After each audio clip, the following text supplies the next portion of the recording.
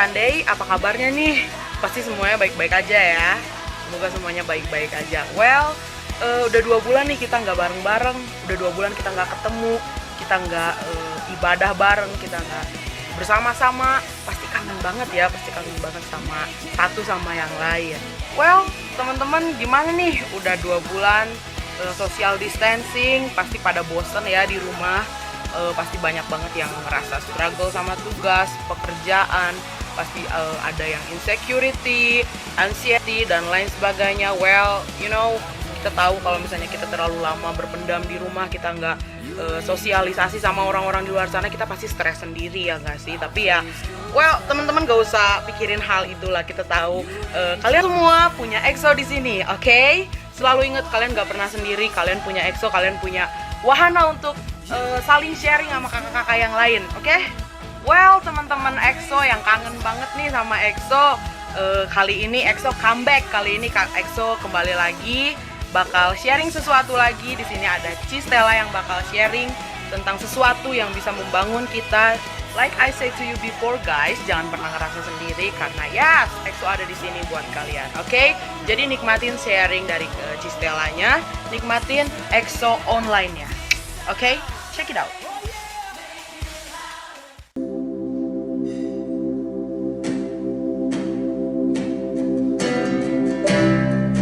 Kita siapkan hati kita untuk datang ke hadirat Tuhan.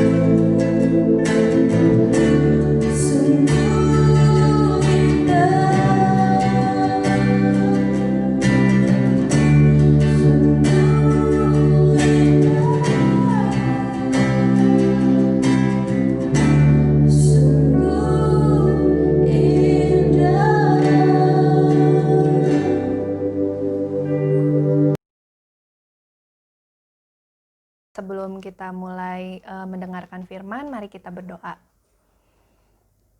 Tuhan Yesus, terima kasih Tuhan untuk hari ini. Kami mau ucap syukur untuk kebaikan dan kesetiaan Tuhan dalam hidup kami. Kalau sampai hari ini kami masih boleh diizinkan untuk hidup, itu adalah kesempatan untuk menyenangkan hati Tuhan. Kami rindu untuk punya karakter-karakter seperti Engkau, Tuhan. Biarlah saat ini Tuhan yang menjamah kami terlepas dari ruang dan waktu. Biar Tuhan Kau yang berbicara melalui hamba-Mu. Terima kasih, dalam nama Tuhan Yesus kami berdoa dan mengucap syukur. Amin. Halo semuanya, perkenalkan buat yang belum kenal, nama saya Stella Kristiani. Terima kasih buat kepercayaannya untuk sharing firman Tuhan hari ini yang bertemakan karakter. Saya memberi judul sharing hari ini Godly Character atau karakter ilahi. Karakter Tuhan.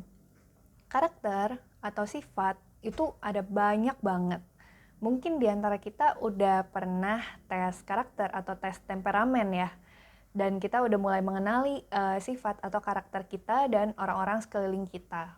Ada karakter pemarah, ada karakter lembut, ada karakter pekerja keras, ada karakter malas, jujur, bohong, ya banyak banget karakter yang kita tahu. Nah, dari sekian banyak karakter itu, ada karakter-karakter yang merupakan karakter Tuhan dan ada yang bukan. Kalau kita tahu Tuhan itu Maha Kudus, maka karakternya pun kudus.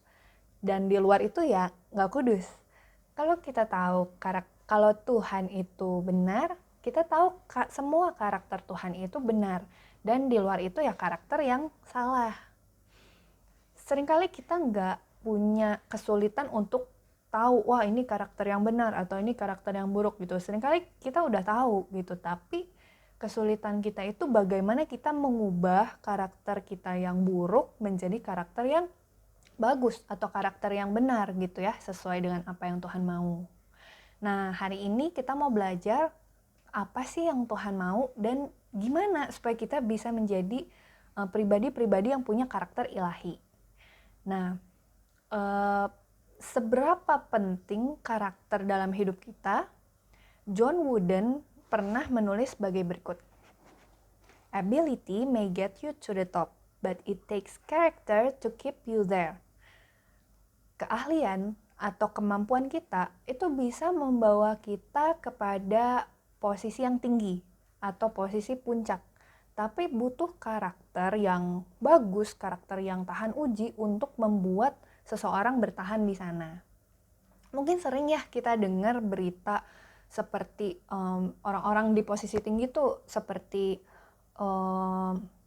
politisi atau pejabat atau artis mungkin atau ya bos-bos gitu ya. Mereka yang ada di posisi tinggi itu ternyata jatuh gitu karena terkena isu skandal korupsi atau menggelapkan uang ya, atau perselingkuhan atau ya banyak kasus gitu yang menimpa orang-orang yang ada di posisi tinggi tersebut. Padahal posisi tinggi tersebut ya mungkin mereka raih dengan kepintaran atau kegigihan atau ya memang kemampuan mereka gitu.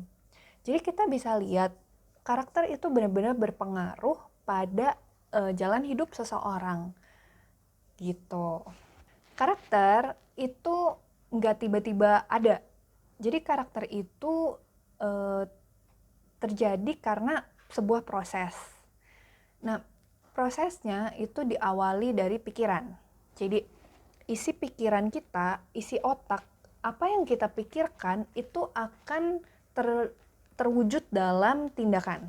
Dan tindakan kita yang diulang-ulang itu akan menjadi kebiasaan.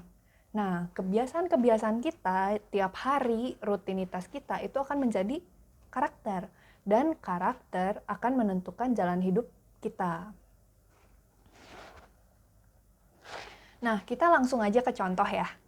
Jadi contohnya nih, misalnya ada yang berpikir kalau misalnya berkata apa adanya atau jujur itu bakal ngerugiin. Mendingan bohong-bohong dikit gak apa-apalah gitu. Itu akan menyelamatkan kita gitu. Mungkin ada yang berpikir seperti itu, maka tindakannya pun jadinya berbohong. Nah, kalau misalnya tindakan berbohong ini diulang terus-menerus, jadinya muncul kebiasaan suka bohong. Nah, kalau tindakan suka bohong, kebiasaan suka bohong ini tiap hari gitu atau sering banget dilakuin, ya akan muncul karakter pembohong atau penipu. Dan kebayang nggak sih jalan hidup seorang pembohong atau penipu? Kalau misalnya kita punya temen yang kita udah tahu nih beberapa kali tuh dibohongin sama dia. Nah, pasti kita juga nggak percaya kan sama orang tersebut.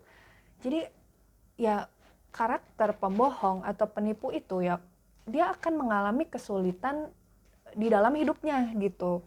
Ya mungkin sulit dapat pekerjaan, sulit dapat mungkin dia jualan gitu atau dia punya bisnis, sulit dapat klien mungkin atau sulit dapat pembeli karena dia sulit dipercaya atau mungkin jadi sulit dapat jodoh gitu. Siapa yang mau dapat jodoh pembohong atau penipu? Nggak ada kan? Nah, terus lanjut ke contoh selanjutnya. Ini mungkin sering kita lakukan juga ya. Contohnya, misalnya kita berpikir nih, ngomongin keburukan atau kesalahan orang lain tuh kayaknya seru.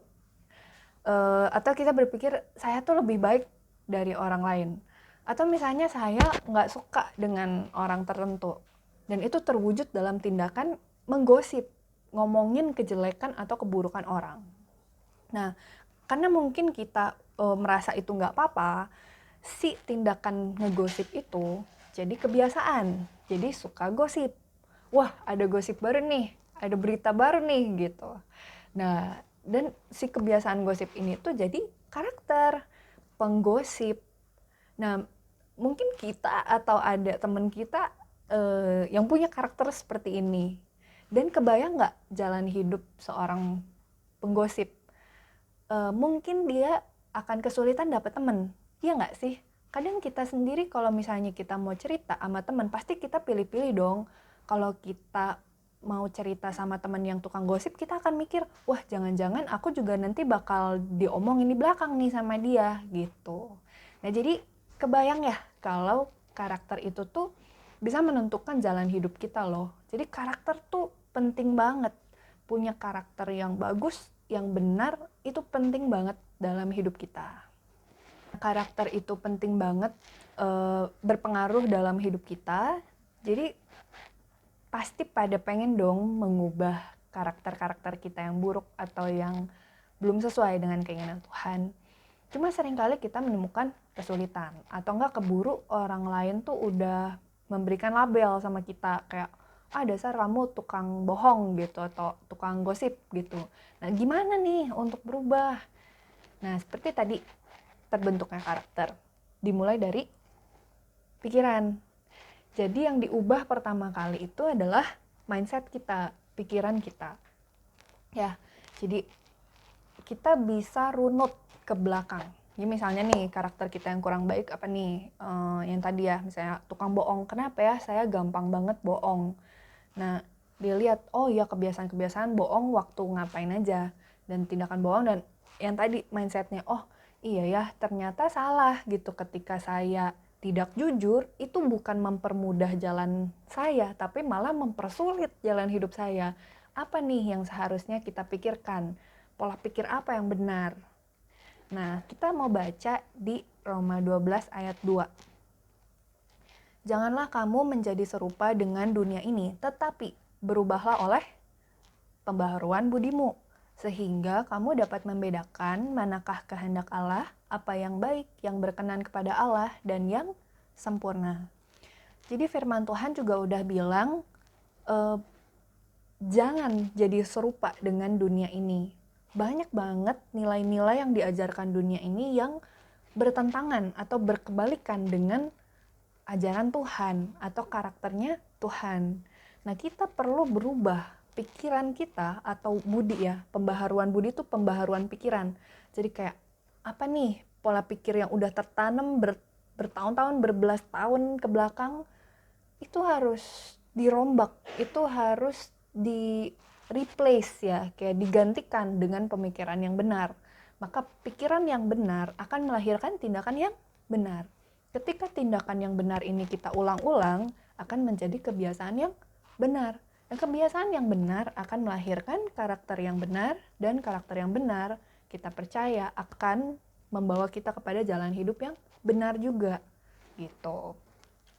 Nah, jadi gimana sih untuk nggak jadi serupa dengan dunia ini? Ya, balik lagi, kita harus baca firman Tuhan dong, karena cuma firman Tuhan yang benar.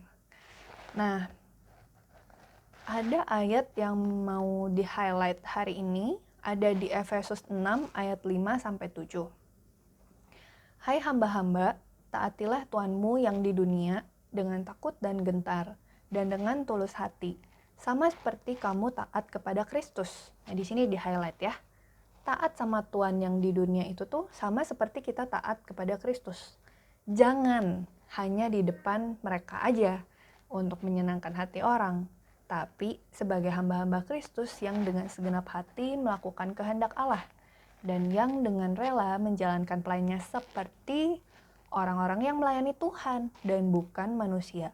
Kamu tahu bahwa setiap orang, baik hamba maupun orang merdeka, kalau ia telah berbuat sesuatu yang baik, ia akan menerima balasannya dari siapa? Dari Tuhan. Karena melakukannya seperti untuk Tuhan dan bukan untuk manusia, maka balasannya pun akan datang dari Tuhan. Nah, mindset ini buat saya pribadi itu mengubah tindakan saya dalam berbagai hal. Seringkali tindakan dosa atau tindakan yang tidak menyenangkan hati Tuhan berawal dari pikiran bahwa Tuhan nggak lihat, Tuhan nggak tahu, Tuhan nggak ada. Kita nggak sadar keberadaan Tuhan, makanya kita bohong. Kita kira kita bisa menipu semua orang. Kita kira kita aman, padahal ada Tuhan ya, ada Tuhan yang ngelihat gitu. Atau misalnya contoh nyata lainnya ya, dalam bekerja, dalam sekolah, mungkin ada yang kepepet nyontek atau sengaja nyontek. Mungkin kita pikir ya nggak ada yang tahu, dan nyontek itu menyelamatkan saya gitu ya, supaya nilai bagus dan saya naik kelas. Nah, tapi ada Tuhan loh yang melihat. Nah, sama juga dengan kerja gitu. Saya di kantor, ketika saya di jam kerja, bukan jam istirahat, terus malah misalnya main HP, main game, atau buka online shop. Nah, itu kan waktu yang tidak seharusnya dipakai untuk itu ya, gitu. Nah, ketika saya punya mindset yang baru bahwa, oh iya, sebenarnya saya bekerja untuk Tuhan loh, bukan untuk manusia. Walaupun saya terima gaji dari bos saya, tapi sebenarnya berkat tersebut tuh datang dari Tuhan. Yang saya layani sebenarnya tuh Tuhan, melalui bos saya memang gitu. Dan mungkin yang di sekolah, mungkin berpikir, oh saya dibayarin orang tua gitu, oh saya taat sama guru gitu. Coba ada nggak yang berani nyontek di depan guru? Gak ada kan? Kok sama manusia takut, tapi sama Tuhan nggak takut sih? Nah, itu mindset yang perlu diubah. Bagaimana kita berpikir, oh ya, saya belajar, saya mengerjakan ulangan atau ujian, itu seperti untuk Tuhan, bukan untuk manusia. Nilai emang dikasih sama ibu sama bapak guru. Kenaikan kelas, semua ya dari sekolah gitu. Tapi kan dari Tuhan sendiri yang menilai hidup kamu gitu. Dengan kita punya mindset bahwa oh ya, saya hidup ini buat Tuhan, dan apapun yang saya lakukan, saya mau lakukan seperti untuk Tuhan dan bukan untuk manusia. Punya kesadaran kalau Tuhan tuh melihat gitu, Tuhan tuh bener-bener ada. Ya kalau kamu anak Tuhan, Tuhan ada di dalam kamu dan kamu di dalam Tuhan. Ya percayalah, setiap kebaikan atau setiap kebenaran yang kita lakukan, walaupun gak ada manusia yang lihat, atau misalnya kita udah melakukan hal yang benar nih, tapi manusia tidak menghargai itu, atau malah ada yang ngomongin di belakang gitu, ya nggak masalah. Orang kita melakukannya karena Tuhan kok, dan kita dapat reward atau balasannya tuh dari Tuhan kok gitu. Nah sekarang berbicara tentang karakter ilahi, apa aja sih yang Tuhan mau? Nah, secara jelas tertulis di Galatia 5 ayat 22 sampai 23. Kita baca. Tetapi buah roh ialah kasih, sukacita, damai sejahtera, kesabaran, kemurahan, kebaikan, kesetiaan, kelemah lembutan, penguasaan diri. Tidak ada hukum yang menentang hal-hal itu. Dulu saya tuh mikir buah roh itu ada 9. Oh, 1 kasih, 2 sukacita, dan seterusnya sampai 9 buah gitu. Padahal kalau kita baca lagi, buah roh itu 1 loh. Jadi antara kita benar-benar melahirkan karakter-karakter Allah atau sifat-sifat Allah atau enggak sama sekali. Dulu saya pikir, oh ya kalau saya udah mengasihi nih, udah sukacita, ya emang perlu inilah gitu, belum berbuah yang penguasaan diri gitu, misalnya masih marah-marah misalnya, dan mungkin membenarkan hal itu kan udah mengasihi, udah sukacita, ya nggak apa-apa dong kali-kali marah-marah. Loh enggak, buah roh itu tuh 1 sebenarnya. Jadi bisa kita lihat ketika kita tinggal di dalam Tuhan, maka buah itu secara natural akan tumbuh, ya kan? Nah, ketika buah itu tumbuh, nah ada karakter-karakter juga yang akan muncul. Nah, buah roh ini kan ya satu buah roh ada 9 karakter ya, atau 9 sifat gitu.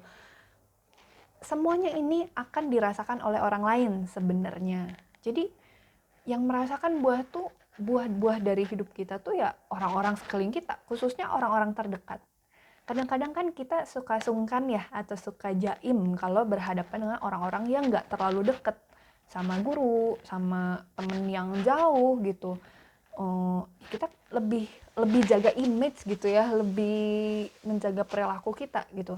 Tapi mungkin kalau sama orang-orang yang udah deket kan lebih keluar apa adanya gitu. Nah jadi kalau misalnya mau tahu kita tuh udah berbuah roh atau belum, tanya sama orang-orang yang terdekat. Apakah aku tuh udah mengasihi, aku tuh udah bersukacita, hidupnya tuh dipimpin damai sejahtera enggak gitu. Nah dari sifat-sifat atau karakter-karakter roh gitu, R-nya kan besar ya, Roh Kudus. Karakter Roh Kudus ini tidak ada hukum yang menentang hal itu. Artinya orang-orang mau yang percaya Yesus atau belum percaya Yesus pun ya agree gitu, kayak setuju bahwa ini tuh karakter-karakter yang benar, karakter yang kudus gitu. Dan terakhir, bagaimana kita bisa bertumbuh nih sampai akhirnya hidup kita melahirkan buah roh tersebut. Nah, aku nemu quote bagus nih. The Bible is meant to be bread for daily use, not cake for special occasion. Ya Alkitab atau firman Tuhan itu tuh roti gitu yang untuk dimakan sehari-hari, bukan cake. Kan kalau cake kita makan kue ya, cake itu mungkin di special occasion doang, waktu lagi ulang tahun atau perayaan-perayaan tertentu gitu, atau pas ya momen-momen tertentu gitu. Nah perlakukanlah firman Tuhan atau Alkitab sebagai roti yang kalau aku lapar ya aku makan gitu, kayak aku tahu aku butuh makanan, ya nggak sih? Atau walaupun kamu nggak merasa lapar, kamu tahu tubuhmu tuh butuh makan, ya sama dengan itu. Walaupun rasanya nggak pengen-pengen banget nih baca Alkitab atau belajar firman Tuhan, ya kamu tahu kamu tuh sebenarnya butuh gitu. Kita semua butuh untuk baca Alkitab atau firman Tuhan. Ya, hanya dengan membaca firman kita tahu yang benar yang mana, dan itu mengubah pola pikir kita dari yang kemarin-kemarin nih, pikiran-pikiran dunia yang salah diubah menjadi pikiran yang benar. Nah dari pikiran yang benar tersebut, jadi selanjutnya apa? melahirkan tindakan yang benar pula, karena pikirannya udah benar. Dan tindakan yang benar, kalau diulang-ulang terus, ya kita akan memiliki kebiasaan yang benar, yang akan menjadi karakter yang benar, dan kita akan menjalani hidup yang benar. Nah, sekian sharing firman Tuhan untuk hari ini. Selamat mempraktekkan firman Tuhan. Dan sebelum saya tutup, mari kita berdoa. Terima kasih untuk firman-Mu hari ini. Biarlah kami boleh belajar untuk setia di dalam perkara yang kecil, perkara yang mungkin gak kelihatan sama manusia. Biarlah kami boleh setia untuk terlebih lagi mengenal Engkau, membaca firman-Mu, dan mempraktekannya dalam kehidupan sehari-hari. Tuhan, mungkin kami akan mengalami kegagalan-kegagalan dalam perubahan yang ingin kami lakukan, tapi kami mau percaya kalau Tuhan itu lebih besar dari kegagalan kami, bahwa Engkau yang memimpin kami dalam kehidupan kami, hingga hidup kami itu membuahkan buah roh, karakter-karakter Tuhan, sehingga dunia boleh melihat bahwa Tuhan yang kami sembah adalah Tuhan yang benar. Dan sungguh Tuhan, biarlah Engkau dipermuliakan dari pekerjaan kami, dari sekolah kami, dari hubungan kami dengan keluarga kami, dan semuanya. Terima kasih Bapa, terima kasih untuk hari ini. Terpujilah nama-Mu, berkatilah Tuhan setiap orang yang mendengarkan firman-Mu hari ini. Biarlah Tuhan yang memberikan kesehatan, perlindungan, dan juga hikmat untuk melakukan setiap pekerjaan yang dipercayakan. Terima kasih Tuhan, dalam nama Tuhan Yesus kami berdoa dan mengucap syukur. Amin.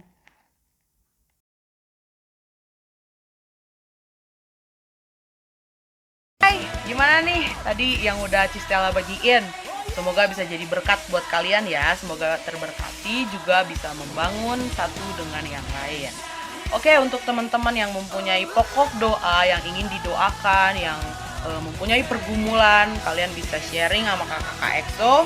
Kalian bisa minta doa sama kakak EXO, ataupun kalian bisa sharing di Instagram EXO deh, yang kami terbuka untuk kalian semua guys. Oke, because we are always on, we are always understanding. So see you next time. Bye bye. God bless you all. Happy Sunday.